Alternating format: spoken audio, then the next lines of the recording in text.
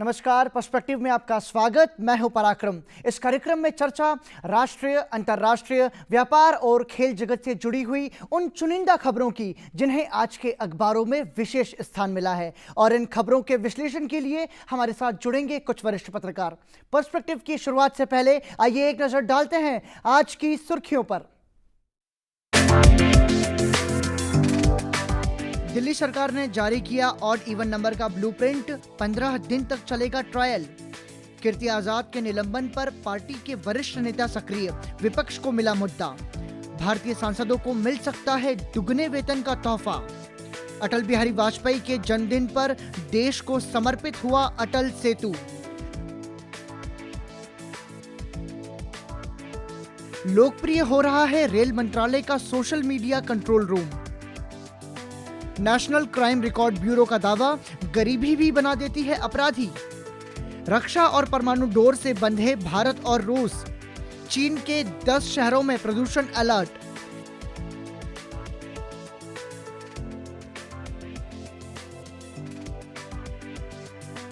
Nigeria में अगवा किए गए 5 भारतीय नाविक रिहा। अरहर दाल के दामों में गिरावट। सरकार ने प्याज का निर्यात मूल्य हटाया। एक बार फिर उतरा सोने का रंग, चांदी की चमक में तेजी।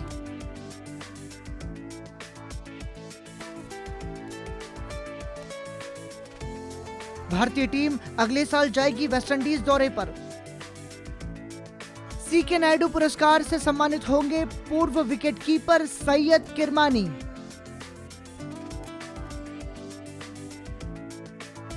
और पर्सपेक्टिव की पहली श्रृंखला में बात राष्ट्रीय स्तर की खबरों की।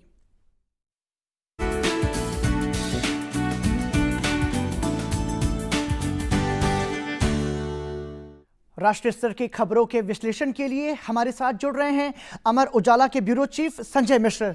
बहुत बहुत स्वागत लोकसभा टीवी में। संजय जी, सबसे पहली शुरुआत, आज की पहली खबर, दिल्ली सरकार ने प्रदूषण के खिलाफ ब्लूप्रिंट जारी किया है ऑड ऑन इवन नंबर का, जो 1 जनवरी से लागू किया जाएगा। आप मान रहे हैं इस ब्लूप्रिंट से सुधार, हालात में सुधार होगा? देखिए, कहीं ना कहीं जो है हमको एक शुरुआत करनी है। और दिल्ली जैसा महानगर, अभी पिछले अगर आप देखें 6 महीने से, तो दिल्ली जो है दुनिया के सबसे प्रदूषित शहरों में शुमार किया जा रहा है। बीजिंग से भी स्थिति जो है हमारे राजधानी की खराब है। ऐसे में कहीं ना कहीं शुरुआत तो आपको करनी पड़ेगी कि आखिर हम कहाँ तक जाएंगे। अगर आज शुरुआत नहीं करेंगे, अगर 5 साल बाद स्थिति और ख़राब होती है तो हम कैसे इस चुनौती से मुकाबला कर सकते हैं। तो सबसे बड़ी बात है कि हमारी जो यहाँ की शासन व्यवस्था है, खास करके जो पब्लिक ट्रांसपोर्ट सिस्टम है जी, वो कहीं ना कहीं हमें लगता है कि वो पर्याप्त नहीं है। और इसलिए चुनौतियां आएंगी, पर इसका मतलब ये नहीं है कि हम शुरुआत ना करें। एक तरह से लोगों को भी आदत डालनी है। हमारे यहाँ के लोगों में एक इस तरह का शौक भी है, प्रतिष्ठा का सवाल भी बन जाता है कि अगर हमने एक ओहदा हासिल कर लिया है तो शायद हम पब्लिक ट्रांसपोर्ट में सफ़र नहीं करना चाहते हैं। और कुछ लोग अगर सफ़र करना भी चाहते हैं तो समाज या हमारे यहाँ से ऐसी परिस्थितियाँ बनी हैं, सामाजिक परिवेश ऐसा बना है कि अगर आप सफ़र करना भी चाहें तो लोग आपको टोकेंगे कि अरे आप जैसे व्यक्ति यहाँ ट्रेन में या बस में सफ़र कर रहा। तो ये मानसिकता जब तक हमारे यहाँ बदलेगी नहीं, पब्लिक ट्रांसपोर्ट सिस्टम आएगा नहीं, बेहतर नहीं होगा, तब तक जो एक कार लेके और एक कार में जिसमें 5 लोग बैठ सकते हैं, एक व्यक्ति जाता है और सड़क पे भीड़ बढ़ती है।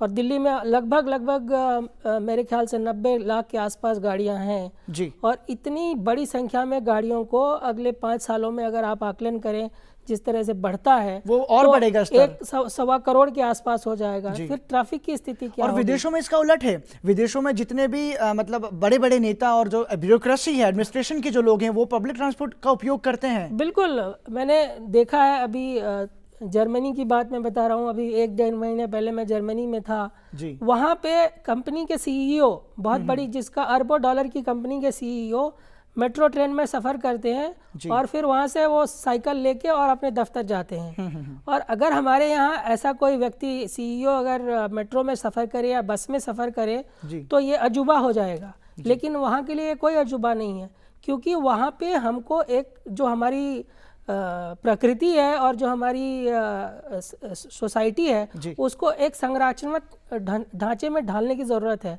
कि हम जो कहते हैं कि सस्टेनेबल डेवलपमेंट की जब हम बात करते हैं तो सस्टेनेबिलिटी हमको चाहिए, तो हमको प्रकृति को भी उसी तरह से सस्टेन रखना है। और इस ख्याल से दिल्ली से जो भारत में पहली बार शुरुआत हो रही है, तो मुझे लगता है इसको सबको इसको एक सकारात्मक नज़रिए से देख के इसको शुरुआत करनी चाहिए। और मुझे लगता है कि चूँकि ये पहले 15 दिन का है, 15 दिन का ट्रायल होगा, और 15 दिन के ट्रायल में दिक्कतें आएंगी, ये भी आप मान के चलिए कि दिक्कतें आएंगी, बहुत सारे सवाल उठेंगे, पर उन दिक्कतों के सामने घुटने टेकने की ज़रूरत नहीं है। मेरे ख्याल से इस सिस्टम को, इस परिपाटी को दिल्ली से आगे भी ले जाने की ज़रूरत है, ताकि हमारा जो पब्लिक ट्रांसपोर्ट सिस्टम है उसका विकास हो। लोग जो है अपनी निजी वाहन को छोड़ के पब्लिक ट्रांसपोर्ट पे बेहतर जो है वो इस्तेमाल करने के लिए प्रेरित हो। ऑड और इवन नंबर के दायरे में कुछ छूटें दी गई हैं, जिसमें वीआईपी, वीवीआईपी हैं, विकलांगों के लिए, एम्बुलेंस, फायर ब्रिगेड, महिलाओं के लिए भी छूट है कि 12 साल तक के बच्चों को वो अपनी गाड़ी में लेकर के जा सकती, अपने बच्चों को। ठीक है, तो आप मान रहे हैं कि जिस तरीके से ये छूट सीएनजी को भी छूट मिली है कि सीएनजी की गाड़ियों को भी छूट दी जाए, तो जो मापदंड तैयार किया है दिल्ली सरकार ने, 2 पहिया वाहनों की भी छूट है। बिल्कुल, तो ये जो मापदंड तैयार हुआ है, ये अपने आप में एक आदर्श मापदंड बताया जा सकता है उस शुरुआती समय में जब हम इसे लागू करने जा रहे हों पूरे दिल्ली में। मेरे ख्याल से ये जो मापदंड बना है वो एक बेहतर मापदंड है। इस मैंने कहा ना कि कुछ कमियां, कुछ चीज़ें आएंगी, हो सकता है कुछ और चुनौतियां सामने आएंगी, तो उसमें हमेशा हमारे शासन तंत्र को, या दिल्ली की सरकार हो या कहीं की पुलिस प्रणाली हो, उन सबको आगे की चुनौतियों के लिए, आगे आने वाली समस्याओं के लिए तैयार रहना पड़ता है। मुझे लगता है इसमें लिस्ट में कुछ कम भी हो सकते हैं, कुछ बढ़ोतरी भी हो सकती है, लेकिन जो लिस्ट है उसमें जो छूट मिली हुई है वो पर्याप्त लगती है। और यही नहीं, आपको अगर सामान्य जैसे ऑड नंबर की गाड़ी आज नहीं चल सकती है, लेकिन अगर आपके परिवार में कोई बीमार है तो ऐसा नहीं है कि आप जो है गाड़ी नहीं निकालेंगे। आप गाड़ी अपनी निकाल के और अपने जो भी बीमार व्यक्ति है, आप उसको जहां अस्पताल में ले जाना चाहते हैं आप ले जा सकते हैं। इमरजेंसी अगर कोई है परिवार में, तो आप वो कर सकते हैं। बिल्कुल कर सकते हैं जी। और सबसे बड़ी बात ये भी है कि सुबह 8 बजे से रात 8 बजे तक का ही है ये नियम, उसके बाद में आप जा सकते हैं। बिल्कुल, लेकिन चूंकि सबसे ज़्यादा दबाव ट्रैफिक का सड़कों पर रहता है सुबह 8 से लेकर रात 8 बजे तक, क्योंकि दफ्तर शुरू हो जाते हैं 8:30 से 9 बजे के आसपास, तो लोग 8 बजे अपने घरों से निकलना शुरू हो जाते हैं और शाम को 6 बजे, 5:30, 6 बजे के बाद ऑफिस से घर पहुंचने की शुरुआत होती है। तो जो पीक ट्रैफिक आवर्स होता है वो यही होता है। और बीजिंग का उदाहरण हमारे सामने है। इससे पहले कि स्थितियां और ज्यादा बिगड़ जाएं, उसके पहले बेहतर यही होगा कि हम नीतिगत उपाय कुछ ले लें। बिल्कुल, क्योंकि जनसंख्या का स्तर बढ़ रहा है और वाहन उस हिसाब से ही बढ़ रहे हैं, तो प्रदूषण स्वाभाविक है, हवा जहरीली उससे होगी ही। प्रक्रम मनीला में, मेक्सिको सिटी में कई साल पहले से ये ऑड इवन नंबर लागू है, चल रहा है, और कई शहरों में दुनिया के लागू है जहाँ पे भारी ट्रैफिक दबाव है, बिल्कुल, जो कि कैपिटल सिटी है। तो मुझे लगता है कि दिल्ली को भी कहीं ना कहीं अपने आप को तैयार करना पड़ेगा। हालांकि दिल्ली सरकार ने भी अपील की है कि जनता के सहयोग के बगैर हम ये लागू नहीं कर सकते, क्योंकि हर किसी का चालान बनाना संभव भी नहीं है। तो अब उम्मीद जनता से ही मुझे लगता है कि एक अच्छी शुरुआत के तौर पर इसे ले और इसका पालन की शुरुआत करे। कम से कम हम ये बिल्कुल जनता की, मैंने कहा ना, सबकी सकारात्मक भागीदारी की जरूरत है और जनता को इसमें बढ़ चढ़ के बल्कि आगे आना चाहिए। और उसमें सिर्फ सरकार का फायदा नहीं है, लोगों का फायदा नहीं है, हमारा भी फायदा है। अगर हम पब्लिक ट्रांसपोर्ट सिस्टम पर अपने आप को एक व्यवस्था में ढालते हैं तो हमारा खर्च भी घटेगा। जो कार में आप 500 रुपए का पेट्रोल डालते हैं, शायद आप 100 रुपए में उस दिन ट्रेवल कर सकते हैं। तो ये एक बचत के नजरिए से भी देखें तो एक अच्छी शुरुआत हो सकती है। सही बात है। खैर, अब उम्मीद करते हैं कि इसकी सकारात्मक शुरुआत हो, जैसा कि आपने बताया। बढ़ते अगली खबर की तरफ। कीर्ति आजाद के निलंबन पर पार्टी के वरिष्ठ नेता एकजुट हो गए हैं, वहीं विपक्ष को इसका मुद्दा मिल गया है। मुरली मनोहर जोशी जी के आवास पर कल बैठक हुई लालकृष्ण आडवाणी की और यशवंत सिन्हा जैसे पार्टी के वरिष्ठ नेताओं की। आप मान रहे हैं कि भाजपा के लिए ये अब नुकसानदायक भी हो सकता है, ये चीज़, ये निर्णय? ये देखिए, कीर्ति आजाद ने जिस तरह की सरकार के लिए और भारतीय जनता पार्टी के लिए एक बड़ी ही फजीहत सी स्थिति पैदा की इस डीडीसीए मामले में। सरकार के सबसे जो क्लीन चेहरे हैं, अरुण जेटली, जिनके ऊपर कभी कोई सवाल नहीं उठा, तो विरोधी सवाल उठा रहे हैं और विरोधी के सुर में सुर मिलाने की जगह आपने उनको और अटैक किया। और ख़ास करके जब संसद में भी आपने सीबीआई इंक्वायरी और एसआईटी की बात उठा डाली तो भाजपा के लिए और सरकार के लिए उसको एकदम से चुप होके और सह लेना आसान बात नहीं था, क्योंकि विपक्ष जो है आपके सांसद को लेके ही सरकार को और पार्टी को कटघरे में खड़ा कर रहा है कि आप ही के पार्टी के नेता ऐसा बोल रहे हैं। तो फिर आपके लिए या तो इसका अगर आप कुछ कार्रवाई नहीं करते तो ये माना जाता कि आप कृति आज़ाद की जो बात है, जो एलिगेशन है, उसको कहीं ना कहीं आप जो है दबे जुबान स्वीकार कर रहे हैं, जो कि और जब सरकार और इवन प्रधानमंत्री के स्तर पर ये कह दिया गया कि अरुण जेटली जो है उसी तरह से पवित्र होकर निकलेंगे जैसे आडवाणी निकले थे, तो भाजपा के पास कहीं ना कहीं एक मजबूरी थी कि कृति आज़ाद के खिलाफ कार्रवाई करे। रही बात भाजपा के वरिष्ठ नेताओं के इकट्ठा होने की, तो मुझे लगता है इसको सिर्फ कृति आज़ाद के पहलू से जोड़ के देखना एक तरह से उचित नहीं होगा। इसको अगर आप देखें तो बिहार चुनाव के बाद देखें कि किस तरह से बिहार चुनाव के नतीजों के बाद जो भाजपा की जो बुजुर्ग लबी है या मार्गदर्शक मंडल के जो सदस्य हैं वो इकट्ठा होकर के और भाजपा का जो मौजूदा नेतृत्व है खास करके उसको किस तरह से घेरेबंदी में लाया जाए, इसके लिए कहीं ना कहीं वो एक भूमिका या व्यूहरचना बना रहे हैं। और उसमें कृति आज़ाद ने एक और जो है कहे शस्त्र उनको दे दिया है। पर इस बार अंतर ये है कि भाजपा के बुजुर्ग नेताओं ने चूंकि पिछली बार मुखर होकर बात की थी तो इसकी आलोचना हुई थी, इस बार वो मुखर नहीं है लेकिन ये बात बिल्कुल सही है कि जो कुछ भाजपा के अंदर खास करके कृति आज़ाद के मसले पे हुआ है उससे बुजुर्ग लॉबी संतुष्ट नहीं है। और मुझे लगता है कि प्रधानमंत्री के स्वदेश आने के बाद अगले एक हफ्ते के दौरान बिल्कुल कृति आज़ाद ने प्रधानमंत्री से इस मामले में दखल देने के और उनसे समय मांगा है मिलने के लिए। आज वो समय मांगेंगे प्रधानमंत्री से मिलने के लिए, तो कहीं ना कहीं उनको जो है ये मुद्दा भाजपा के अंदर गर्म होगा। और चूंकि शत्रुघ्न सिन्हा जैसे वरिष्ठ सांसद भी इसमें कृति आज़ाद और बुजुर्ग नेताओं के साथ हैं, तो ये भाजपा के लिए एक बड़ा चुनौतीपूर्ण समय है कि वो इस विवाद से खास करके जब इस विवाद में उसके सबसे चमकते चेहरे अरुण जेटली जो है वो सवालों में हैं, तो वो बाहर कैसे आती है ये देखना दिलचस्प होगा। ठीक बात है। संजय जी, बढ़ते हैं अगली खबर की तरफ। भारतीय सांसदों को अब दुगने वेतन का तोहफा मिल सकता है। अभी हमारे माननीयों का मासिक वेतन 50,000 रुपये है और यदि ये प्रस्ताव पारित हो जाता है तो उनका वेतन महीने का वेतन 1 लाख रुपए हो जाएगा।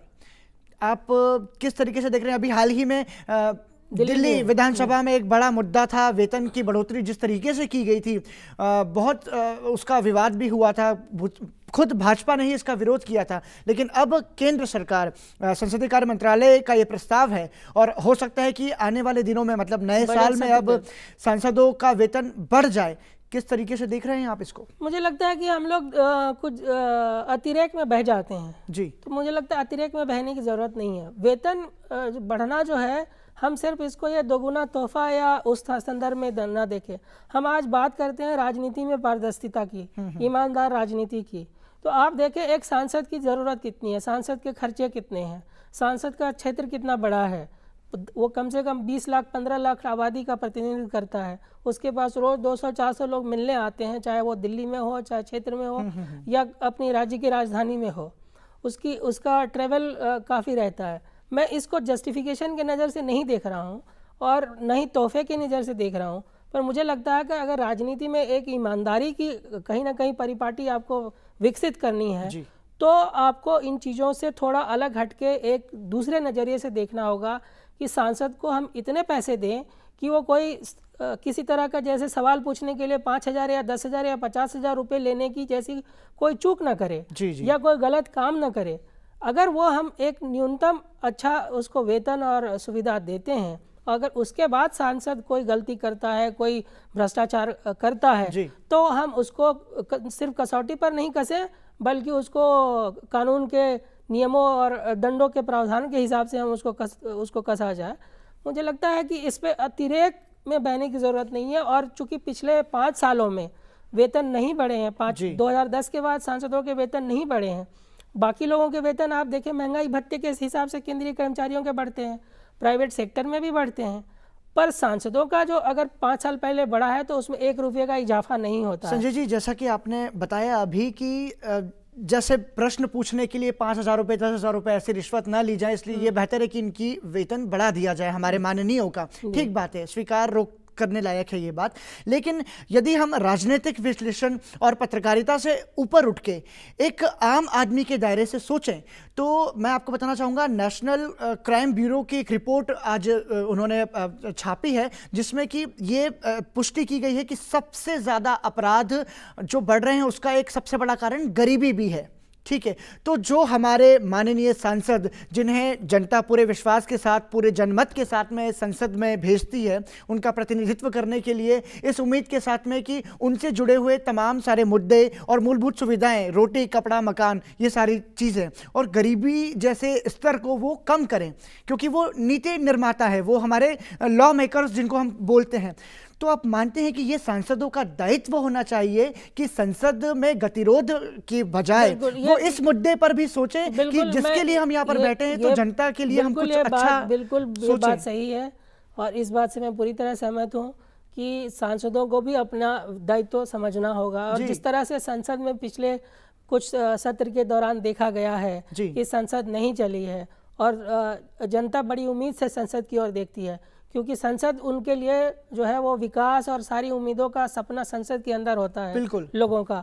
अगर वो संसद काम नहीं करेगी और उनके अपेक्षाओं पर खरी नहीं उतरेगी तो निराशा होगी और लोगों में एक तरह का गुस्सा भी पैदा होगा। तो सांसदों का दायित्व बनता है, इससे तो कोई इनकार कर ही नहीं सकता, पर इसका वेतन वृद्धि और इनको दोनों को जोड़ना भी उचित नहीं होगा। मुझे लगता है कि वेतन वृद्धि का मसला एक दूसरा मसला है और सांसदों का दायित्व का मसला जो है वो पूरी तरह से एक दूसरा मसला है। इससे पहले कि हम ब्रेक ले, जाते जाते संक्षेप में भारत रत्न अटल बिहारी वाजपेयी का आज जन्मदिन है। अपने जीवन के 90 वसंत पूरे कर चुके हैं, वो 91 साल के हो गए और उनके जन्मदिन पर आज देश को एक अटल सेतु समर्पित हुआ है। ये जो ब्रिज है हिमाचल और पंजाब को जम्मू कश्मीर के करीब लाने वाला ब्रिज बताया जा रहा है, बसोहली केबल ब्रिज, जिसका उद्घाटन रक्षा मंत्री मनोहर पर्रिकर ने किया है। और साथ ही साथ इटावा और आगरा से अटल जी के जो पैतृक गाँव हैं वहां पर से एक रेल शुरू की गई है।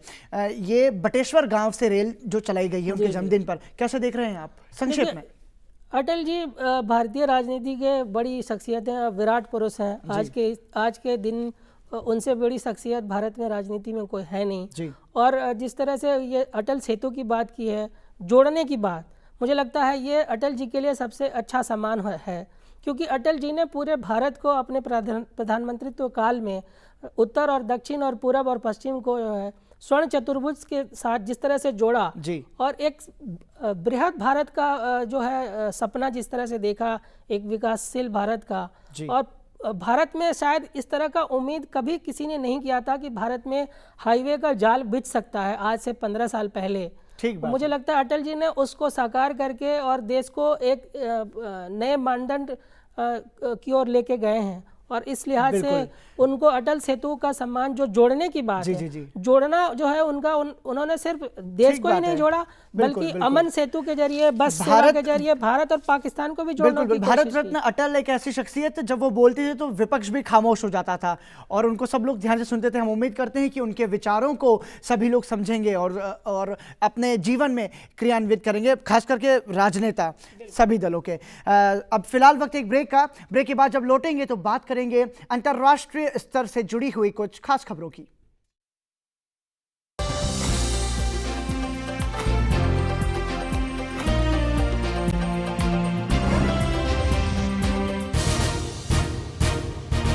ब्रेक के बाद एक बार फिर आपका स्वागत है। आप देख रहे हैं पर्सपेक्टिव और पर्सपेक्टिव की इस श्रृंखला में बात अंतर्राष्ट्रीय स्तर की खबरों की।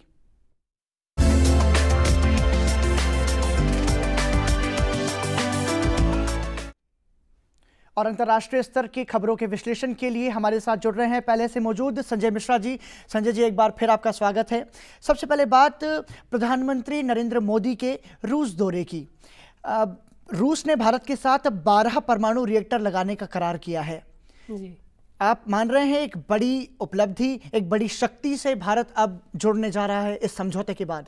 देखिए, भारत और रूस के संबंध जो है वो आज से 4 दशक 5 दशक पुराने हैं, मजबूत जी, और वो मजबूती और प्रगाढ़ता की ओर बढ़ रही है।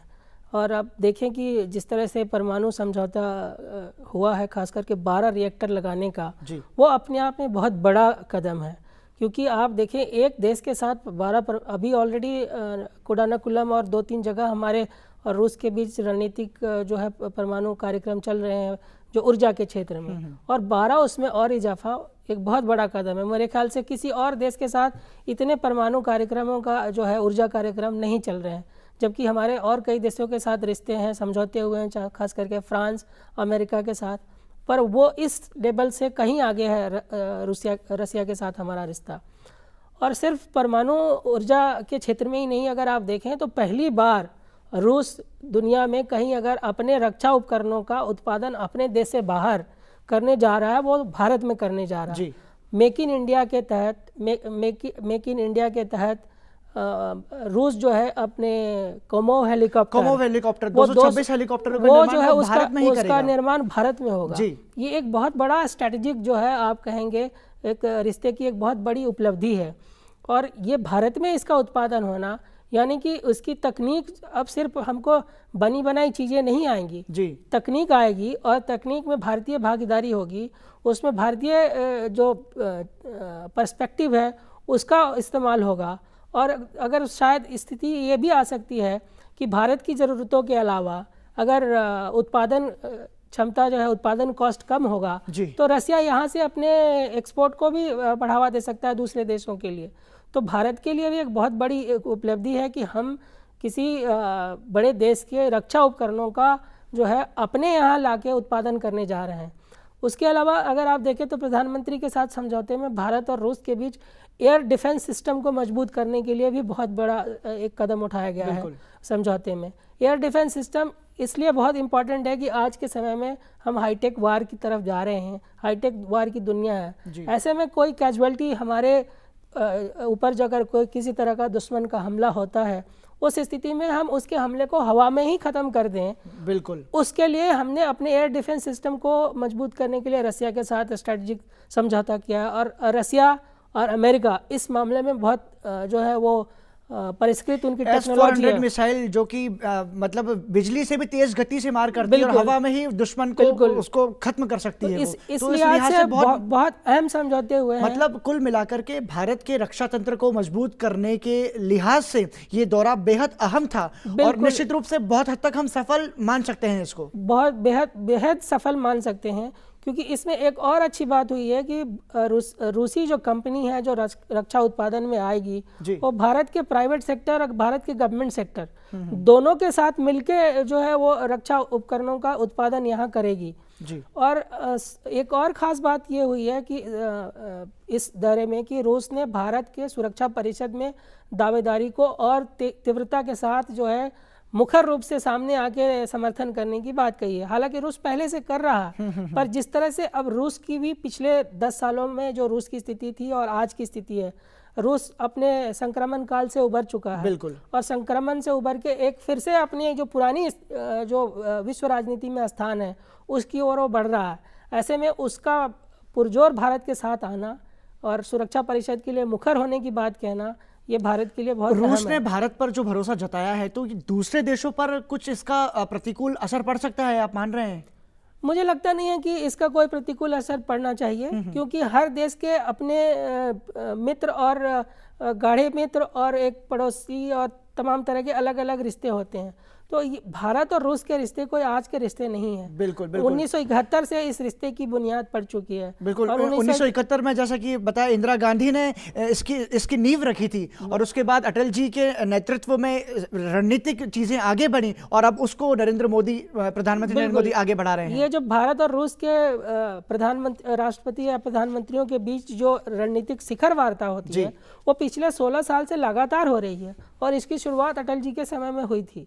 तो मुझे लगता है कि ऐसा यूनिक जो रिलेशनशिप है भारत और रूस का, जो बीच में शायद थोड़ा सा एक ठहराव का दौर था पिछले 7-8 साल से लेके, और पिछले 6-7 साल का दौर जो वो ठहराव का दौर था, अब पिछले 2 साल से जो है वो ठहराव का दौर खत्म हो गया, और हम एक फिर से उस पुराने रिश्तों को नई मंजिल की ओर ले बिल्कुल जा बिल्कुल रहा है। बिल्कुल। अब अगली खबर पर चलते हैं। चीन के 10 शहरों में प्रदूषण अलर्ट। इसके पहले बीजिंग में जो जहरीली हवा का असर था उसके चलते रेड अलर्ट घोषित किया गया था। कुछ हद तक उसमें सुधार हुआ है, लेकिन अभी भी 10 शहरों में अलर्ट घोषित है। वहां पर लोगों को घरों में रहने की हिदायत दी गई है, स्कूल कॉलेज सब बंद हैं। कितनी बड़ी चुनौती चीन के लिए तो है ही, इसका असर वैश्विक स्तर पर भी पड़ सकता है। देखिए, चीन को अपने डेवलपमेंट मॉडल के बारे में कहीं ना कहीं सोचना पड़ेगा।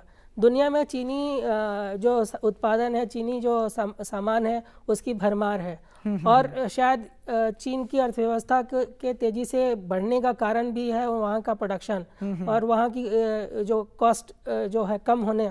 पर इस कॉस्ट का कम होना और दुनिया के बाज़ार पे छाने का जो चीन का जो अब तक का तरीका रहा है जी। उससे उसके अपने शहर, चाहे वो बीजिंग हो या और बड़े शहर हों, वो एक तरह से आप जो है इस तरह के व्यवस्था में आ गए हैं कि वहाँ के लोग के लिए चुनौती बन गई है जी। वहाँ पे उनके लिए रहना और ट्रैवल करना मुश्किल चुनौती है। अगर आप आज के समय में बच्चों को घर से बाहर नहीं निकाल पा रहे हैं, आपके सारी व्यवस्थाएं जो है वो चरमरा रही है, तो हम किस तरह का विकास देख रहे हैं? हम जो आज बात कर रहे हैं कि हमको प्रकृति को संभाल के रखना है, प्रकृति को ख़त्म करके या उसको तहस नहस करके विकास को बढ़ावा देने का जो अब तक का शायद मॉडल दिख रहा है चाइना का, उस पर उसको गौर करने की जरूरत है, नियंत्रण करना चाहिए। ठीक बात है। बढ़ते अगली खबर की तरफ। नाइजीरिया में अगवा किए गए 5 भारतीय नाविकों को रिहा कर दिया गया है। विदेश मंत्री सुषमा स्वराज ने जानकारी दी है। संजय जी, ये लोकसभा में भी प्रश्न उठ चुका है जी। अभी कुछ 2-3 दिन पहले की खबर है, पाकिस्तान ने भारतीय मछुआरों को गिरफ्तार किया था गुजरात के समुद्री क्षेत्र से। आप मान रहे हैं कि मछुआरों के साथ में उनका अपहरण कितनी बड़ी भारत की रक्षा व्यवस्था को कितनी बड़ी चुनौती देता है? मतलब कैसे चले जाते हैं सीमा के पार में, नहीं, पता नहीं चलता। ये जो मछुआरों की समस्या है वो अलग समस्या है और जो नाइजीरिया में जो रिहा हुए हैं लोग, वो अलग समस्या है। मछुआरों की बात जहाँ तक आपने कही, तो अगर आप समुद्र में कहीं ना कहीं मछली मारने के क्रम में जब जाते हैं तो आपको पता नहीं होता और आप अनजाने ही क्रॉस कर जाते हैं जो उनका। पर उसके लिए दायरे होने चाहिए ताकि इस तरह की गतिविधियों पर रोक लगाई जा सके। ये दायरे होते हैं, होने चाहिए, पर समुद्र में कई बार लहरों का जो वेग होता है उसमें आप अंदाज़ा लगाना मुश्किल होता है कि कब आप आधा किलोमीटर और 1 किलोमीटर इधर उधर हो गए। ऐसा बड़ा एक ऐसी वो परिस्थिति होती है जिसको आप रोक नहीं सकते हैं। इसमें सबसे बड़ी बात होती है कि आप एक दूसरे के ऊपर भरोसा करें। अगर अनजाने आ गया है तो उसको वापस भेज दें बजाय कि गिरफ्तार करने की। अगर पाकिस्तान का कोई इधर आता है तो हम उसको वापस भेज दें समझा के, वो हमारे नाविकों को वापस भेज दें, मछुआरों को यहाँ। जहाँ तक आपने नाइजीरिया की बात की, वहाँ अफ्रीका में अगर आप देखें तो चाहे नाइजीरिया हो या सोमालिया हो, वहाँ पे समुद्री जो है डकैत या लुटेरे जो हैं वो ज़्यादा सक्रिय हैं। बंधक बना के रखा था इन 5 बंधक बना के रखते हैं। वो सिर्फ उनका सामान ही नहीं लूटते हैं बल्कि वो वसूली करते हैं, वो रैंसम मांगते हैं उनके लिए। और 1-2 ऐसी घटनाएं हुई हैं कि हमें अपने लोगों को छुड़ाने के लिए कहीं ना कहीं कुछ ना कुछ लेन देन करने पड़े हैं। विदेश मंत्रालय ने इसका विरोध किया था और सख्तियत बरती थी, तब जाकर के ये 5 रिहा हो पाए हैं। इसमें भारत के लिए या किसी भी तीसरे देश के लिए बड़ी मुश्किल चुनौती है, क्योंकि ये नाइजीरिया और आस पड़ोस के उन देशों की सरकारों का जो है वो दायित्व बनता है कि वो अपने समुद्री क्षेत्र में स्थिति को जो है वो काबू में रखें। बहुत बहुत धन्यवाद संजय जी, राष्ट्रीय और अंतर्राष्ट्रीय स्तर की खबरों के विस्तृत विश्लेषण के लिए। पर्सपेक्टिव में फिलहाल वक्त है एक ब्रेक का। ब्रेक के बाद जब लौटेंगे तो बात व्यापार जगत से जुड़ी हुई कुछ खास खबरों की।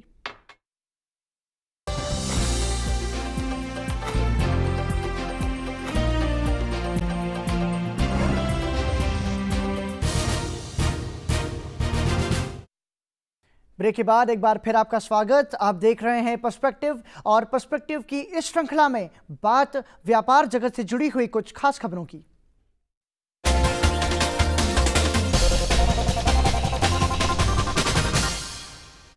और व्यापारिक खबरों के विश्लेषण के लिए हमारे साथ जुड़ रहे हैं मनी भास्कर के संपादक हरवीर सिंह जी। बहुत बहुत स्वागत लोकसभा टीवी में। हरवीर जी, सबसे पहले व्यापार जगत की अगर बात करें तो एक खबर आज कि दाल के दामों में गिरावट हुई है। अरहर दाल, जिसे तुअर की दाल भी कहा जा सकता है, पिछले लंबे समय से इस दाल के साथ ऐसा मुद्दा कि भाई वो कहावत जो थी, दाल रोटी खाओ प्रभु के गुण गाओ, उस कहावत को दाल के दामों ने झुठला दिया था। आप मान रहे हैं मध्यम वर्गीय परिवार, निम्न स्तर परिवारों पर असर इसका एक सकारात्मक पहल? देखिए, अगर किसी भी ऐसी उत्पाद के दाम कम होते हैं जिसके आम आदमी जिसको कंज्यूम करता है, तो जाहिर सी बात है उसका सीधा असर उसके ऊपर जाता है, उसके खर्चा कम होता है जी। और क्योंकि हमारे देश में जो बहुत बड़ी आबादी हमारे जो वेजिटेरियन लोग हैं उनकी है जी। और उनका जो प्रोटीन का इंटेक है उसमें दालें अपना महत्वपूर्ण जो है योगदान देती हैं। और ऐसे में पिछले दिनों जिस तरीके से दालों की कीमतों में इजाफा हुआ, हालांकि उत्पादन उतना कम नहीं हुआ था, 11-12% कम हुआ था उत्पादन हमारा, लेकिन दाम जो है वो 150-200% तक दालों के बढ़ गए थे। पहली बार 200 रुपये को दालें का दाम क्रॉस कर के चला गया था और काफ़ी कोशिशें हुई कि नहीं हुआ, उसमें कमी नहीं आई। अब यह है कि काफ़ी सारा इंपोर्ट हुआ है, कुछ सरकार ने छापे मारे थे, जो दाल जमाखोरों के पास थी वो जब्त हुई, वो बाज़ार में आनी है। तो ये एक और फिर कुछ ये भी है कि खरीफ की फसल का कुछ उत्पादन बाज़ार में आ रहा है। तो ये सारे जो चीज़ें थी वो मिलके उसका इम्पैक्ट तो दिखना ही था और ये दाम कम हुए हैं। लेकिन उसमें यह है कि दीर्घकालिक रूप से अगर हम देखें, हम लोग लगातार डेफिसिट में है दालों के। हम 3 से 5 मिलियन टन, करीब 30 लाख से 50 लाख टन दालें आयात करते हैं और उत्पादन हमारा वही 170-80 से 200 भी लाख टन भी नहीं हम लोग जाते हैं। आबादी बढ़ रही है, पर कैपिटा जो अवेलेबिलिटी है दालों की वो काफ़ी कम हुई है, जो 60 के दशक में थी उससे भी कम अब हो गई है। तो ऐसे में मेरे ख्याल से एक ही उपाय है कीमत पर नियंत्रण करने के लिए और उपलब्धता बढ़ाने के लिए कि उत्पादन बढ़ाया जाए। बिल्कुल। और उसमें किसानों को बेहतर दाम मिले, उनको प्रोत्साहित किया जाए। और अभी भी जो दाम है किसान के स्तर पर, जो बाजार में दाम है उसका 1/3 भी नहीं है। अगर ठीक से दाम उसको मिलेगा तो शायद ये संकट के लिए हम लोगों को बार बार ये इंतजार नहीं करना पड़ेगा कि दाम कम हो। चलिए बढ़ते हैं अगली खबर की तरफ। सरकार ने प्याज का निर्यात मूल्य हटाया है। घरेलू कीमतों में गिरावट और किसानों के हितों को ध्यान में रखते हुए न्यूनतम निर्यात मूल्य हटा दिया है। हमारे दर्शकों को सबसे पहले आप ये समझाएंगे कि ये न्यूनतम निर्यात मूल्य क्या है? देखिए, क्या होता है कि सरकार को जब किसी उत्पाद का, वस्तु का निर्यात जब डिस्करेज करना होता है, हतोत्साहित करना होता है, क्योंकि लगता है कि देश में उसकी ज़रूरत ज़्यादा है और अगर उसका निर्यात ज़्यादा होगा तो देश में दाम बढ़ जाएंगे। ऐसी स्थिति में सरकार न्यूनतम निर्यात मूल्य निर्धारित कर देती है कि जो ये दाम होगा इससे नीचे कीमत पर आप कोई भी निर्यात सौदा नहीं कर सकते। वो काफ़ी हद तक बहुत ऊंचा रखा जाता है और लगभग ऐसा रखा जाता है कि उस पर निर्यात ना ही हो, तो उसमें अवेलेबिलिटी बढ़ जाए। पिछले दिनों प्याज की कीमतें काफ़ी बढ़ी थी, 80-90 रुपये तक प्याज के दाम चले गए थे। उस वक़्त निर्यात मूल्य को लगातार बढ़ाया गया, $700 पर टन तक निर्यात मूल्य था। फिर ये पीछे $450 पे कर दिया गया था। लेकिन अब यह है कि असल में सबसे बड़ी दिक्कत हमारी यहीं पे है कि जो कृषि से जुड़े मसले हैं उसमें हम लोग ऑन एंड ऑफ पॉलिसी अपनाते हैं। जब हमें लगता है कि दिक्कत हो रही तो आप उस पर रोक लगा दो, जब हमें लगता है कि दिक्कत खत्म हो गई उसको आप खुला छोड़ दो। जबकि आपके पास एक लंबी स्ट्रेटजी होनी चाहिए कि किसान को भी नुकसान ना हो, उपभोक्ता के ऊपर भी मार ना पड़े और हमारा उत्पादन भी बढ़ता जाए। अब यह है कि जब खरीफ की क्रॉप बाजार में आ गई और दाम इतने गिर गए कि 450 का मतलब है आप लगाइए कि करीब 28-30 रुपया किलो से नीचे आप निर्यात नहीं कर सकते थे। तो जबकि बाजार में जो दाम है थोक मंडी में वो 10 रुपये पर आ गए, उससे भी नीचे आ गए। तो जिस किसान ने जब दाम 70-80 रुपया थे उस वक़्त फसल के लिए वो गया था, उसने लगाई थी, तो उसको रहा होगा जब फसल बाजार में आएगी तब भी उसको 15-20 रुपये किलो का दाम तो मिलेगा। किसानों का प्रशिक्षण भी एक मायने रखा था। तो ये जो इतना क्रैश हुआ तो सरकार के ऊपर भी दबाव आया कि किसान संकट में हैं और घरेलू अभी इतनी उपलब्धता है कि दाम क्रैश हो रहे हैं। तो इसलिए फिर ये अल्टीमेटली कल ये फैसला लेना पड़ा कि जो न्यूनतम निर्यात मूल्य है उसको हटा दे, जिससे कि कुछ क्वांटिटी शिप आउट हो जाए। यहाँ मैं दूसरा आपको बताऊंगा कि ज़्यादा बड़ा होने के चलते, निर्यात मूल्य ऊंचा होने के चलते जो इंटरनेशनल मार्केट है उसमें पाकिस्तान अच्छा पैसा कमा रहा था। हमारा तो निर्यात नहीं हो रहा था उस दाम पे, क्योंकि इंटरनेशनल मार्केट में उतना दाम था ही नहीं। तो वो निर्यात कर ले रहा था और हमारा जो स्टॉक है वो देश में पड़ा रह जा रहा था।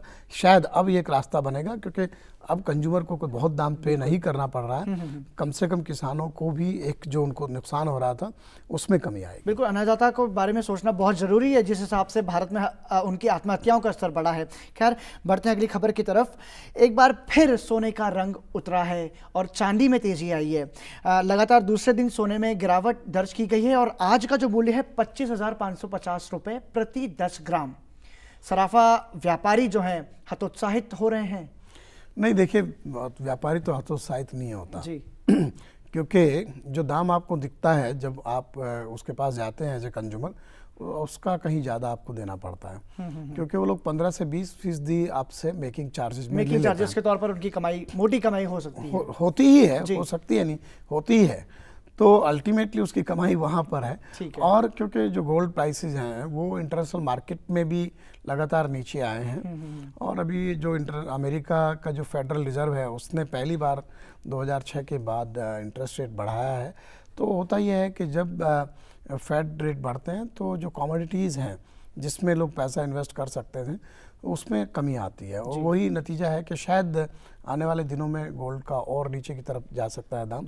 और क्योंकि गोल्ड ने कोई रिटर्न बहुत नहीं दिया है, 32,000 तक चला गया था और घट के अभी ये 25, 26, 27 के बीच में घूम रहा है पिछले काफ़ी समय से। तो नेगेटिव रिटर्न दिया है, तो इसलिए इसमें इन्वेस्टमेंट भी नहीं आ रहा है। और ये अच्छी बात है, क्योंकि गोल्ड में जो इन्वेस्टमेंट होता है वो अनप्रोडक्टिव होता है, उसका कोई आप चीज़ें क्रिएट नहीं होती। तो इसीलिए जो है, क्योंकि वो पैसा कहीं और लगे, कहीं डिपॉजिट में जाए, कहीं बैंक में जाए, बॉन्ड्स में लगे, तो उसके जरिए वो पैसे का इस्तेमाल दूसरी चीज़ों में, इकोनॉमी की दूसरी एक्टिविटीज़ में होता है। गोल्ड में जाके पैसा डंप हो जाता है। खैर, सोने की कीमतें जब गिरती हैं तो भारतीय महिलाएं सबसे ज़्यादा खुश हो जाती हैं। खैर, हम उम्मीद करते हैं कि बिक्री बढ़े और लोगों को जितना हो सके फ़ायदा पहुँचे। हरवीर सिंह जी, व्यापार जगत से जुड़ी हुई खबरों के विस्तृत विश्लेषण के लिए बहुत बहुत धन्यवाद। पर्सपेक्टिव में फिलहाल वक्त एक ब्रेक का। ब्रेक के बाद जब लौटेंगे तो बात करेंगे खेल जगत से जुड़ी हुई कुछ खास खबरों की।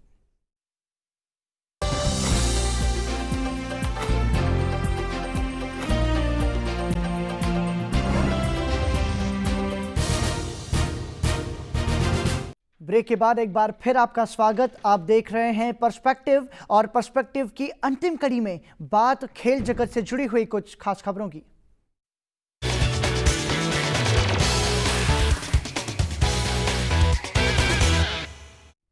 और खेल जगत की खबरों के विश्लेषण के लिए हमारे साथ जुड़ रहे हैं senior sports journalist Rakesh Thapliyal. Rakesh ji, बहुत बहुत स्वागत। धन्यवाद। सबसे पहले बात, भारतीय टीम अगले साल वेस्टइंडीज़ दौरे पर जाएगी। मतलब अब तक जो भारतीय क्रिकेट बोर्ड और वेस्टइंडीज़ क्रिकेट बोर्ड के बीच में जो गतिरोध था वो अब खत्म हो चुका है।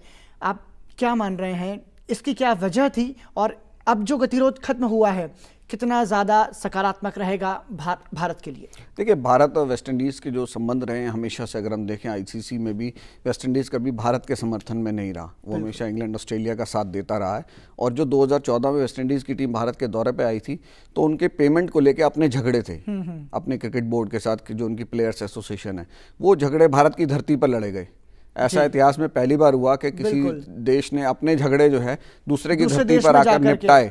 और हिमाचल में मैच खेलने से, वनडे मैच खेलने से टीम ने मना कर दिया था।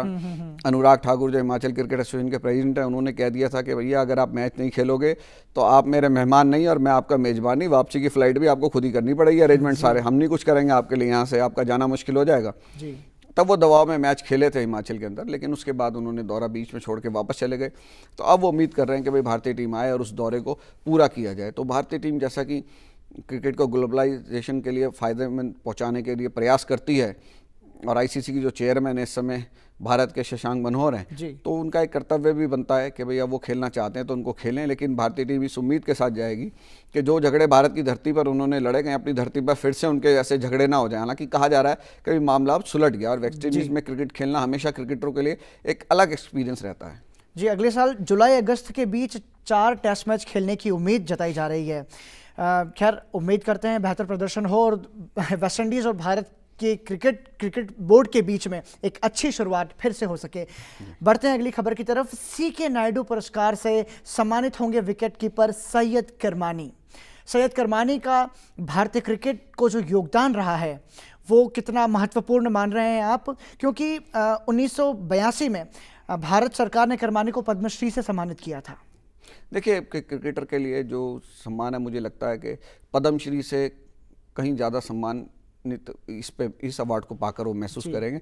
एक तो इसमें 25 लाख रुपए का इनाम भी है, दूसरा ये हिंदुस्तान के एक जो महान क्रिकेटर रहे हैं, जो कि पहला जो दौरा 1932 में हिंदुस्तान की टीम ने किया था, उसमें ये ओरिजिनली कप्तान नहीं थे सीके नायडू, लेकिन जो राजा महाराजा हमारे साथ गए थे टीम के कप्तान वाइस कैप्टन, दोनों ने देखा कि भाई हम हल्के प्लेयर हैं, तो वो दोनों उन्हें कप्तानी का दायित्व इनके ऊपर सीके नायडू के ऊपर सौंपा था। और पहला टेस्ट में जो हिंदुस्तान ने खेला उसमें कप्तानी सीके नायडू साहब ने की थी। बहुत आक्रामक क्रिकेटर थे वो, और एक मतलब उनका नाम पर जो अवार्ड है उसको पाना सैयद किरमानी के लिए एक बड़े गौरव की बात है। 29 दिसंबर को 66 साल के होने जा रहे हैं, तो जन्मदिन का उनको अच्छा तोहफा भी है।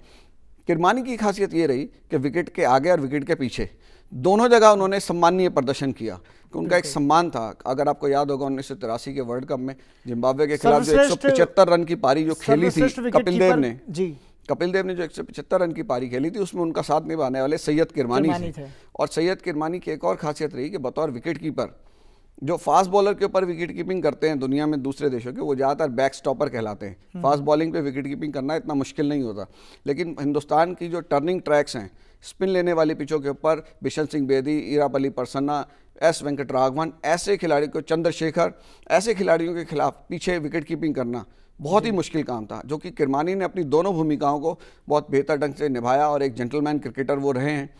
और लाला अमरनाथ वगैरह जो महान खिलाड़ी जिनको ये अवार्ड मिल चुका है, उसकी श्रेणी में उनका नाम भी शामिल हुआ, तो काफ़ी उनके लिए सम्मान की बात है। बीसीसीआई सीके नायडू की जन्म शती मना रहा है और इसी उपलक्ष्य में ये पुरस्कार भी उनको दिया जा रहा है। आप मानते हैं कि ऐसे पुरस्कारों से जो हमारे भारतीय क्रिकेटर हैं, जो पुराने क्रिकेटर हैं, उनको एक अच्छा संबल मिलता है? लगता है कि भाई जो हमने योगदान दिया उसका प्रतिसाद उन्हें अब जाकर के बिल्कुल, उन्हें ये लगता है कि हमें भुला नहीं दिया गया जी। एक तो ये बड़ी चीज़ है। और किरमानी का जो योगदान है वो बतौर सिलेक्शन कमेटी के में भी रहे हैं, वो उनका अलग अलग तरीके से लिया जाता रहा है। और यहाँ पर ये अवार्ड देके खिलाड़ी को, एक गुजरे ज़माने का जो खिलाड़ी होता है उसको महसूस होता है कि भाई हमारी जो क्रिकेट बोर्ड है वो हमें सम्मानित कर रही है। और जो आज की पीढ़ी है उनको भी पता लगता है कि भाई ये किस किस्म के खिलाड़ी थे जिसको अवार्ड दिया गया, उनके बारे में डिटेल्स अखबार में छपती है, मीडिया में आता है, वहाँ पर जाते हैं तो पता चलता है उन चीज़ों का, तो काफ़ी एक सम्मान की बात है। तो बीसीसीआई ने एक अच्छी परंपरा जो है शुरू की है, और इसमें एक आर्थिक मदद भी खिलाड़ी को मिल जाती है। बिल्कुल, उस दौर में जब उसका संबंध उसे छूट गया हो और इस स्थिति में आर्थिक मदद मिलना एक बड़ी बात होती है। बिल्कुल राकेश जी, बहुत बहुत धन्यवाद खेल जगत से जुड़ी हुई खबरों के विस्तृत विश्लेषण के लिए। पर्सपेक्टिव में अभी एक नजर डालते हैं आज के लोकसभा टीवी पर प्रसारित होने वाले खास कार्यक्रमों पर। 6 बजे देखिए फैसले, 6:30 बजे दुनिया आज की, 7 बजे लोकमंच, एकात्म मानव दर्शन, 8 बजे एकात्म भारत, 8:30 बजे देखिए नो योर एमपी,